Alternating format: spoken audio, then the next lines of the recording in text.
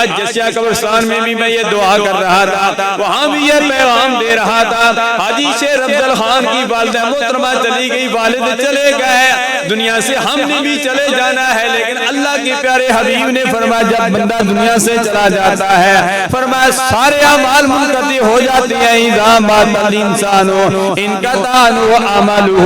الا بثلاثة صدقة جاریة او علم ينتفع به او ولد صالح يدعو له او کما قال علیہ تحیۃ والسلام، فرمایا صدقہ جاریہ اس کے لیے رہ جاتا ہے، اس کا ثواب ملتا رہتا ہے۔ کسی نے مسجد بنا دی، مدرسہ بنا دیا، کسی نے کنواں کھدوا دیا، پانی کا بندوبست کر دیا، کسی غریب مسکین کے ساتھ تعاون کر دیا،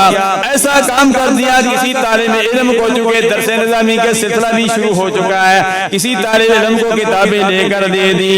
جب تک وہ طالب علم پڑھتا رہے گا، جب تک مسجد میں نماز ہوتی رہے گی، جب تک مدرسے میں علم دین پڑھانے والے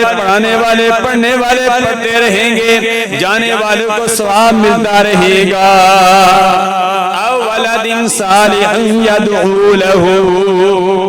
سرکار نے فرمایا نیک اور صالح اولاد جو مرنے کے بعد اس کے لیے دعائیں مغفرت کرتی ہے۔